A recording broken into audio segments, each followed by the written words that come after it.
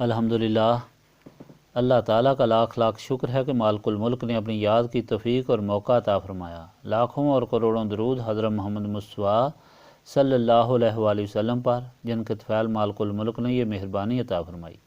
سامعین کرام، اللہ تعالیٰ نے قرآن پاک میں ارشاد فرمایا، اعوذ باللہ من الشیطان الرجیم، بسم اللہ الرحمن الرحیم، انا آتیناک الکوثر فصلی لربک وانحر ان شانئک ھو الابتر۔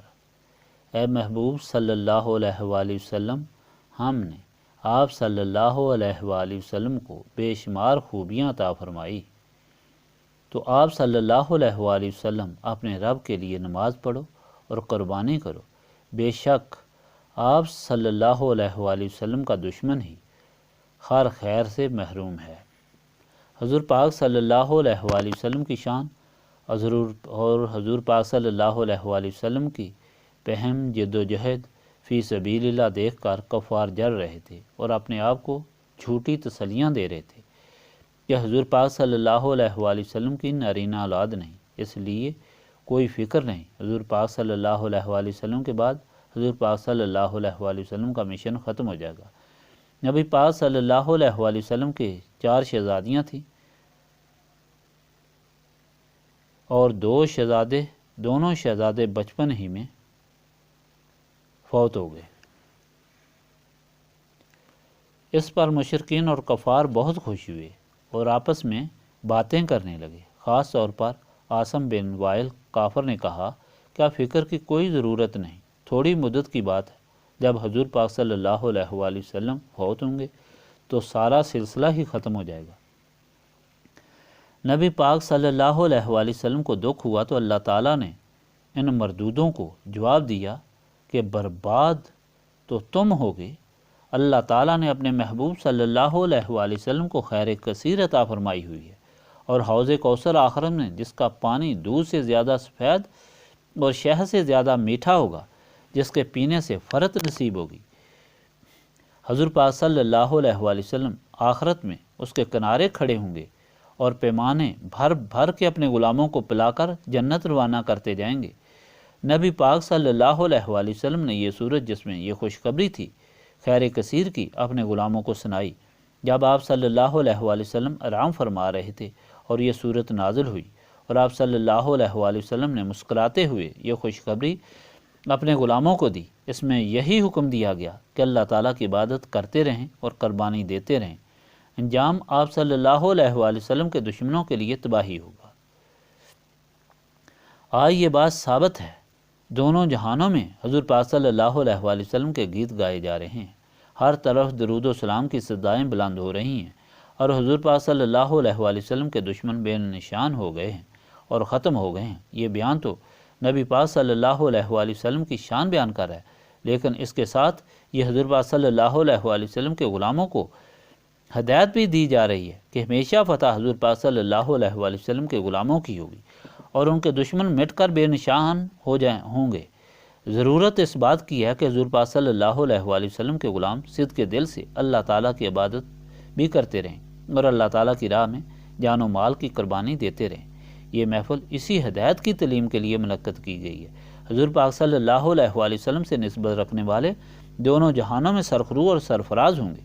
خداوند تعالیٰ کو چونکہ حضور پاک صلی اللہ علیہ وآلہ وسلم محبوب ہیں اور تھے، اس لیے حضور پاک صلی اللہ علیہ وآلہ وسلم کی جگہ اللہ تعالیٰ نے خود حضور پاک صلی اللہ علیہ وآلہ وسلم کے دشمنوں کو جواب دیا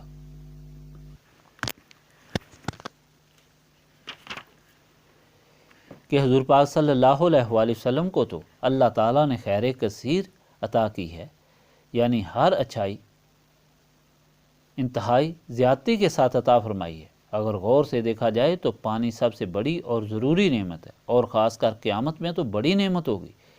اس میں اس وقت بھی عظیم اور عجیب نہر کا پتہ دیا گیا ہے۔ اور پھر حضور پاک صلی اللہ علیہ وآلہ وسلم کو فرمایا گیا کہ آپ صلی اللہ علیہ وآلہ وسلم پرواہ نہ کریں، خدا تعالیٰ نے دنیا اور آخرت میں ہر اچھائی آپ صلی اللہ علیہ وآلہ وسلم کو بہت زیادہ عطا فرمائی ہے۔ اس لیے آپ صلی اللہ علیہ وآلہ وسلم اپنا کام کرتے جائیں، خدا تعالیٰ کی عبادت اور خدا تعالیٰ کے راستے میں قربانی دیتے رہیں، اور یہ سارے دشمن جو آج تانے دیتے ہیں سب خاک میں مل کر تباہ و برباد ہو جائیں گے۔ یہ بات یاد رکھنے والی ہے کہ جو بھی حضور پاک صلی اللہ علیہ وآلہ وسلم کو فرمایا گیا وہ ساری امت کے لیے نصیحت ہے۔ یہاں ان سب کے لیے خوشخبری ہے جو اللہ تعالیٰ اور اس کے رسول صلی اللہ علیہ وآلہ وسلم پر ایمان لائے اور جہاد پہم میں مصروف ہیں، خواہ جہاد اصغر ہے یا جہاد اکبر۔ دنیا میں وہ بظاہر کتنے ہی تہی دامن کیوں نہ ہوں، کتنے ہی مصیبت زدہ کیوں نہ ہوں، اور ان کے دشمن کتنے ہی خوشحال کیوں نہ نظر آئیں، کامیابی حضور پاک صلی اللہ علیہ وآلہ وسلم کے غلاموں ہی کے لیے ہے۔ جو شخص بھی خدا تعالیٰ اور اس کے رسول صلی اللہ علیہ وآلہ وسلم کا ہو گیا، اللہ تعالیٰ حضور پاک صلی اللہ علیہ وآلہ وسلم کے صدقے سے اسے خیر کثیر عطا فرماتا ہے۔ اس کے لیے مٹی بھی سونا ہو جاتی ہے، اس کی مصیبت اعلیٰ راحت میں بدل جاتی ہے، اس کی تکلیف بھی خوشی میں اور اس کی ذلت عزت میں بدل جاتی ہے، کیونکہ وہ سچے دل سے خدا کا ہو جاتا ہے۔ اس لیے ساری کائنات اس کی ہوتی ہے اور وہ ساری کائنات کے لیے واجب الاحترام ہو جاتا ہے۔ اور جو شخص ایسے شخص سے مقابلہ کرتا ہے وہ خود ہی اپنی تباہی کو دعوت دیتا ہے۔ اس لیے خدا کے غلام کو غم کی ضرورت نہیں، اس کو خدا تعالیٰ زندگی کا لاہ عمل بتاتا ہے کہ وہ خدا کی عبادت میں مصروف رہے، خدا کے آگے سر جھکائے رہے، خدا کی یاد میں مستغرق رہے اور اس طرح اپنی جان، مال اور ہر چیز کی قربانی خدا کی راہ میں دے کر ثابت کرتا رہے کہ اسے اپنے ماں باپ، اولاد، جان، مال، ہر چیز سے زیادہ عزیز اللہ تعالیٰ اور اس کے رسول پاک صلی اللہ علیہ وآلہ وسلم کی محبت ہے، یعنی اقرار کے علاوہ عملی ثبوت بھی دیتا رہے۔ تو ایسے انسان کو خدا تعالیٰ خوشخبری سناتا ہے اور اس کے دشمنوں کو اعلان فرماتا ہے کہ میرے غلام کو کوئی دکھ اور تکلیف نہیں پہنچے گی، تباہی و بربادی میرے غلام کے دشمن کی ہی ہوگی، کیونکہ میں اپنے غلاموں کی جان و مال، اولاد اور عزت کا محافظ ہوں۔ اور قرآن پاک اور تاریخ اس بات کی گواہ ہے کہ حضور پاک صلی اللہ علیہ وآلہ وسلم جو انسانیت کے لیے نمونہ تھے کس طرح کامیاب ہوئے، اور آپ صلی اللہ علیہ وآلہ وسلم کے دشمن طرح تباہ و برباد ہوئے۔ پیسا فرمایا آج آپ صلی اللہ علیہ وآلہ وسلم کی اولاد 90 کروڑ انسان دعا میں ہر جمعہ میں آپ صلی اللہ علیہ وآلہ وسلم کے گیت گا رہے ہیں، اور ان تانا دینے والوں کا نام و نشان بھی باقی نہیں۔ یہ ہے وہ محفل جو کہ خدا تعالیٰ کے احسانات کے شکر میں، خدا تعالیٰ کی یاد اور خدا تعالیٰ کی راہ میں قربانی کا نمونہ ہے۔ اگر عزت چاہتے ہو، دونوں جہانوں میں سرخروئی چاہتے ہو، تو اس میں شمولیت کو نہ چھوڑو۔ جن کا غم کرتے ہو وہ تمہاری راہ کی خاک بن جائیں گے۔ اللہم صلی علی سیدنا محمد وعلی آلہ وصحبہ صلاۃ تکون لنا امان من کل خوف۔ ربنا آتنا فی الدنیا حسنۃ وفی الآخرۃ حسنۃ وقنا عذاب النار۔ لا الہ الا انت سبحانک انی کنت من الظالمین۔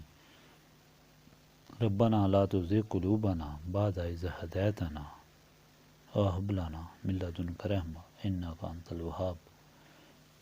انت ولی فی الدنیا والآخرہ توفانی مسلما والحقنی بالصالحین۔